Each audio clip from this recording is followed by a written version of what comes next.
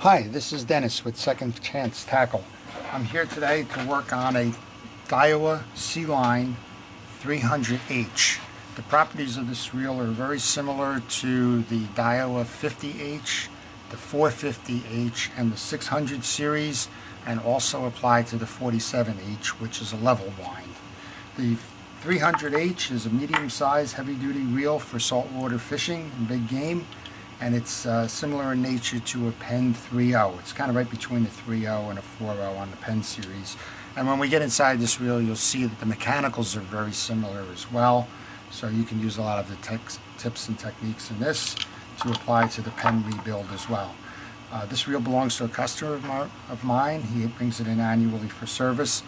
And last year we replaced the drags. So I will show you basic maintenance. I will also show you how to do the drags. I don't anticipate that there's a problem with this one, but if there is, we'll go replace with new as well. And then the last part of this exercise is to just show you some of the things that you should be looking for as you take the reel apart to make sure that it operates properly for the coming season. As you notice, I have latex gloves on. I always recommend that if you're doing repairs that you wear these. Simple hospital gloves or multi-purpose latex gloves are fine. That's just to keep the chemicals that are inside the reel off your hands. You never know what's in those oils and greases. So let's get started with this. And it starts from the outside and works in. The rebuild process just reverses the way you take it off. But I always like to use a parts tray, and in this case it's just the bottom of a milk jug to hold the parts that you take off so that you know where to look for them on the rebuild side. So the rebuild will actually start with taking the handle assembly off. That's held together by a little stop screw on the handle nut. And then taking the handle nut itself off. And the handle nut shares the dimensions of a Penn handle nut, so a general purpose reel wrench, or the one you got with your Penn reel, or if you got one for the Daiwa, that works fine. If not, you could use a channel lock pliers to do that, but you know, that might scar it up a little bit if you can. A couple of turns and that should loosen it up where you can take the rest of the nut off with your hand, and that's the case here. And then the handle comes off right behind that. I always like to check to see, you know, if there's any kind of buildup on it on the handle. Or the metal parts. If there is, you can always use some steel wool. This one's obviously been used quite a bit, and some chrome polish of all things, and that'll take you know, take the grit and the salt corrosion, any of that off as well. In this case, these are clean. I don't think he's used it much this year, looking at it versus the condition from last year. Next off is the star drag assembly. That's just counterclockwise and turning. And then there's two spacer metal rings behind that, and that's followed by a little ferrule that puts the compression on your drag nuts. So with that aside, the next piece is to remove the side plate. Those are Phillips head screws. So number 2 Phillips head screwdriver, we'll take those out. We'll do that right now. You could use a battery powered multi-purpose screwdriver if you like. If you do a lot of repairs, or if you got a lot of, if you have some issues with arthritis or something like that, then by all means go ahead and do that using that number 2 bit. There's 4 of these screws that hold this assembly on. That makes 3. Oops, not yet.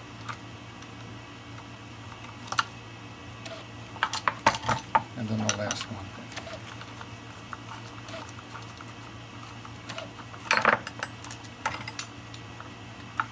Didn't get that one. Okay, there we go. Alright, and I put those into the parts bin just so I know where they are.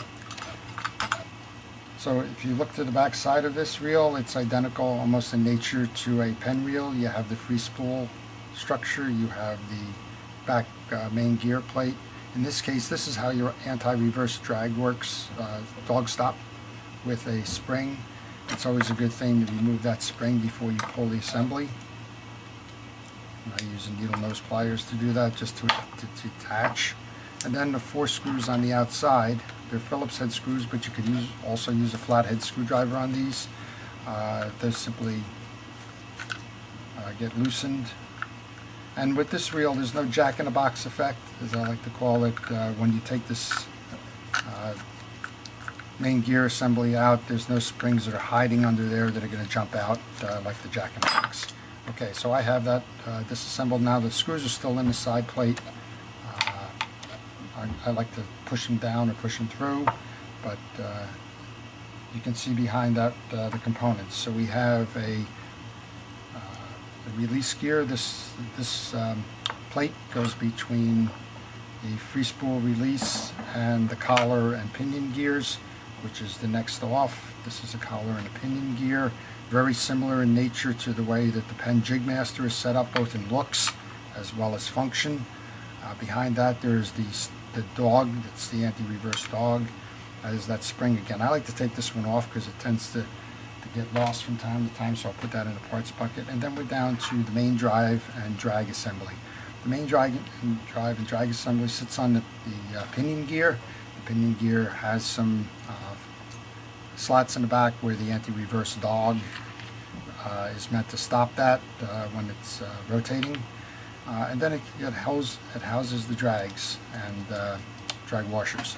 So in that main pinion gear, the first thing you want to do on basic maintenance is just check the gear, make sure all of the teeth are fine, that they're not destroyed or somehow bent out of shape and the like. And looking at this one, all of these teeth are fine. If you notice that there was a buildup of grease or anything on this, then a simple wire brush could remove that. But in this case, that gear is good. It kind of looks like what I did last year. And then I'm going to do an inspection of the drags. I don't expect to see anything there, but you could get dirt, you could have had one break and so on. But given that I did that last year, I don't expect that. But I will show you how that drag assembly works. The drags are made up of 7 washers. It starts with a top collar washer, followed by alternating metal and fiber washers.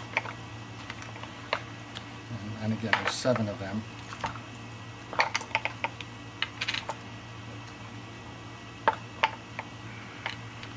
That's how I'm laying them out here. And the last one I'm just going to visually inspect. I don't like to take that one out generally because it's seated with a collar underneath that, and to get it out you usually need a pin similar to this. And I would only take that one out if it looked bad, but right now I know I did these last year, and judging from the fabric thickness and strength of the ones that are here, I'm just going to leave that one in here for now. And then there's a backing washer as well on top of the pinion gear. So if you've noticed that these were bad, you would get a replacement set, and then the replacement set would be installed the opposite of the way I took it in. So the gear goes back on the pinion assembly, first metal up, next carbon washer. Now sometimes people like to put some lubrication on there. Cowles makes a star drag grease. Only use that on the fiber washers. Don't use that on the Teflon washers. It serves no purpose. But these are carrying a good deal of grease, and I'm not going to go ahead and do that. The third one that you put in is the one that has the ears. The ears is the middle one of the metal washer set. That fits into the slots in the drag set. Last fiber washer, last metal washer. And again, if you're working on a pen wheel, very, very similar in nature, right down to the ears. Then the collar washer goes on top of that. And then we're pretty much done with the drag sets. The next piece that I like to work on in general maintenance is to lubricate the bearings in the reel, and just to check for the other functions, make sure everything's there. There's a little bit of dirt on this bearing here, so I'm going to clean that out with a Q-tip. I'm going to check the function of the free spool release. You'll notice there's a spring and a little assembly there. The springs on these tend to be pretty good. If you had to go replace the spring, you would pull the screw off, pull the handle off, push out the lever assembly, and then pull the spring out and replace the spring. But in this case, the spring is working fine.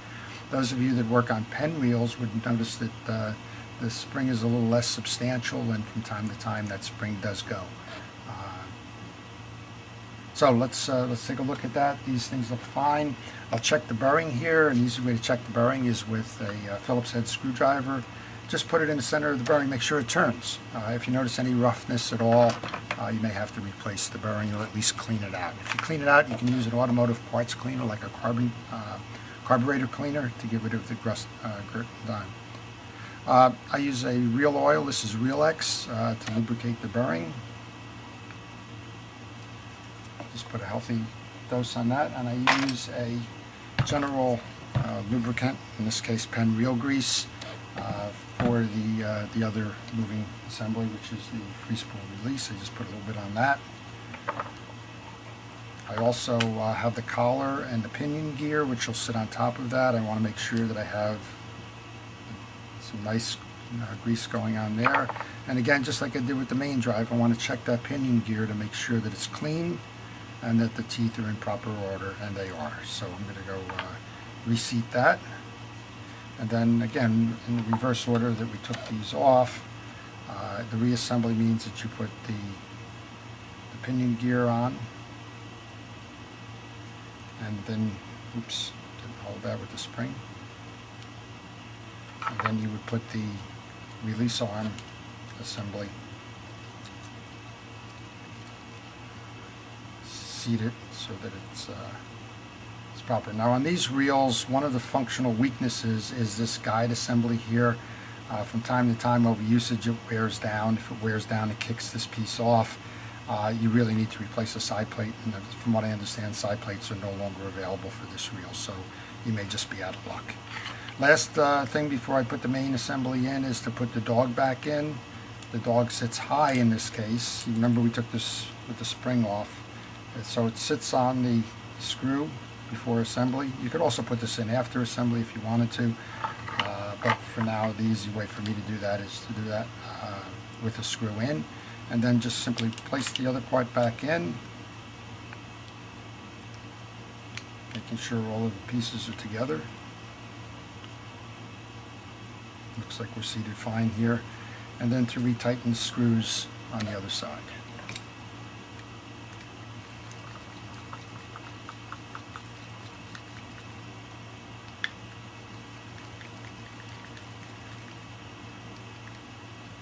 Again, there's 4 of those. One of these happens to be out.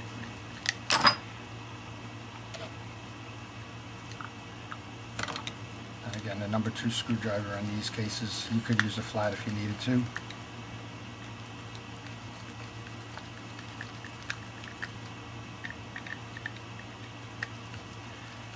And then once the screws are tightened, it's time to put that screw back, put the spring back on for the reverse dog.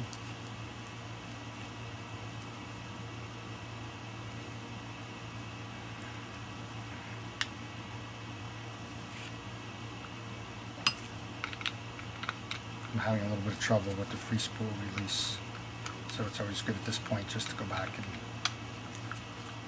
make sure that's seated properly.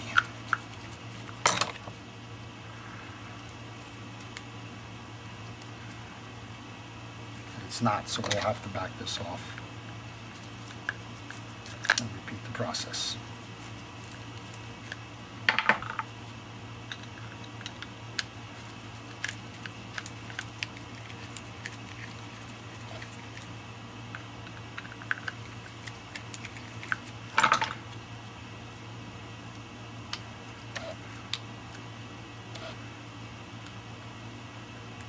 Okay, there we go. Sometimes they just they get caught up when you go back and turn the main drag assembly. Alright, so we're back in again. It's turning fine. Then tighten that up.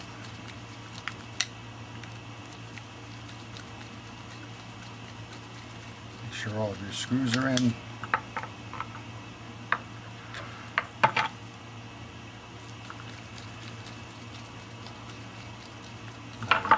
Do the anti-reverse dog spring. If you remember, we took it off from this side and reverse that. That's the spring we're putting back on.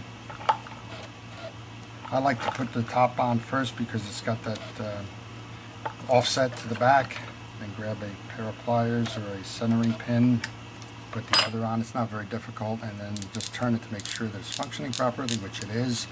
And then the last lube I do is on this lever piece, guide plate. And I just use some of the real grease just to provide that, as well as a little bit of lubrication there. Also want to check before I leave this reel. I want to pull the spool, look at the back bearing. It's a 2-bearing reel. In this case, that bearing is good. I'll do a little bit of a test. Again, with the screwdriver, it's turning freely. Use a little bit of the Reel X to lube. Check the spool, make sure that there's no buildup in terms of dirt and grime. There isn't. Put that spool back on, and replace the drive assembly. And we'll replace the screws. Now we're just simply reversing the earlier process. Again, I've worked on these reels quite a bit. If you're working on it for the first time, I always suggest use your picture phone. If you're at all hesitant to understand, the steps that you're taking, take a picture after each piece that you remove, or each series of pieces. So, for example, if you would remove the four side plate screws here, when you opened it up, take a picture of the inside reel, what it looks like when you took it off. Even the handle assembly from time to time gets a little funky with those spacer washers and that. So if you don't remember if the washers went on top or below the drag spool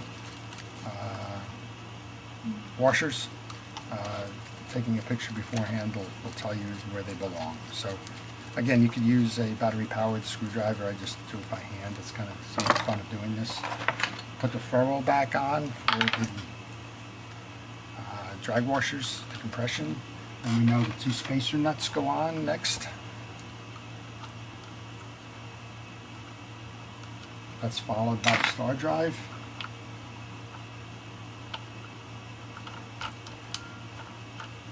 These, for some reason, this particular series of reels is a little difficult to seat these, but a little trial and error. I still don't have it seated right. Gets it going. And then if you ever want to make it easy on yourself, if you just take a Phillips head screwdriver and just put it on the inside of the hole without a lot of tension to destroy shreds or anything, that'll bring it down. Quick test to see it's working, and it's doing a nice job. Next comes the retaining clip against the handle. The handle nut.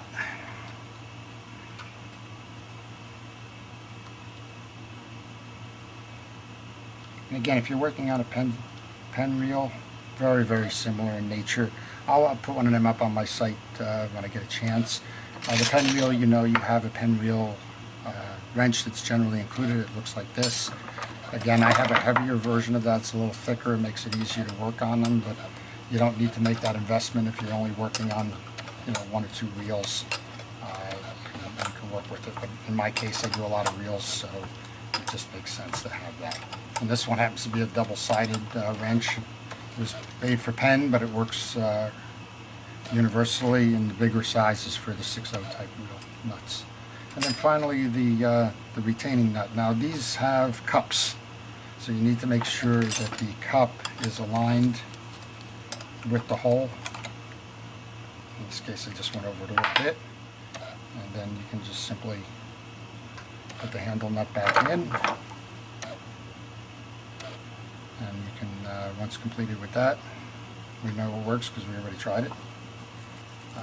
There you go. We're in on that.